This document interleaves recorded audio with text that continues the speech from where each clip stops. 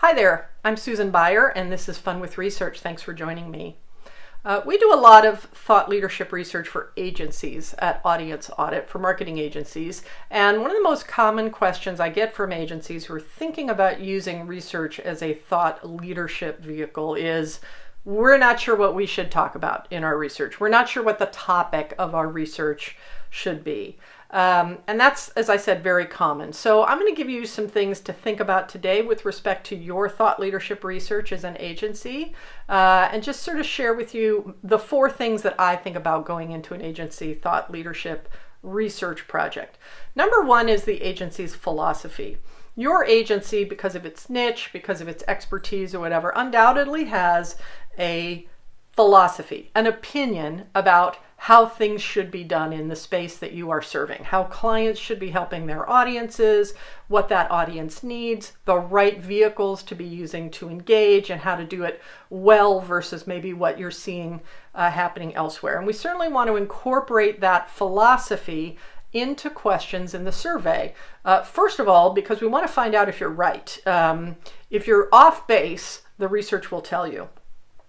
Secondly, if there are things about your perspective that are validated by what audience members are saying in the research, that's a great platform for you to be saying, look, we've had it right all along. Our audience in this space confirms that what we say is true, that this is really important. It gives you a great vehicle to say, look, we're different from everybody else and we really know what we're doing. So number 1 is philosophy. Number 2 is, what are the hot topics of the day? We want to make sure that your research is timely, that it's interesting and helpful to folks. So we want to incorporate research into sort of the things that everybody in the industry is talking about. You know, in 2020, that was COVID. How are businesses operating within COVID? In B2C research, how are consumers responding to the restrictions that COVID has placed on a lot of us? So we want to make sure that topics like that are included in the research so you have something timely to say about them. So that's number 2. Number 3 is attention. You want your research to get attention, whether you're trying to get speaking gigs at conferences or you're just trying to get eyeballs of the people that you are trying to serve. You want to make sure that your research warrants that. Now, you may not know what sort of the aha learning out of your research is going to be, and that's fine because you haven't done the research yet.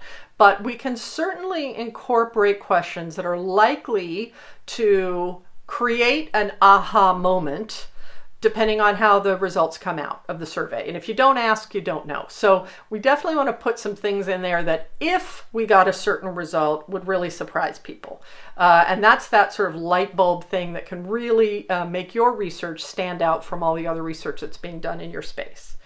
So that's number 3 is attention. And number 4 is content. If you're going to make an investment into thought leadership research, you want to make sure that you have enough content to carry you throughout the year after you conduct that research so that you can do this on an annual basis and have something new to talk about all the time. So we want to make sure that the research encompasses a broad enough scope from a question standpoint that when we get the results in, we've got enough to work with for 12 monthly content topics that come out of the research that you can share what the research said, but then also share your unique philosophy, your experience with clients, case studies that you have, work that you can bring to the fore, resources that you've created or whatever related to those topics. So we want to make sure that it's in depth enough and we've got enough breadth that you really have a lot to work with for the subsequent year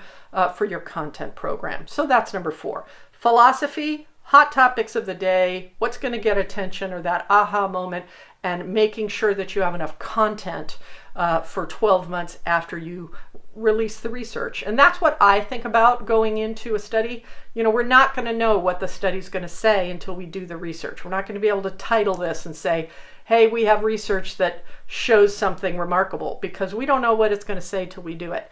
But you can certainly build research to ensure that all of these topics are covered in it so that you have something to say on all of them, whether it's what you expect to be able to say or not. And we want to make sure that that research is built for you and that it supports your efforts as an agency.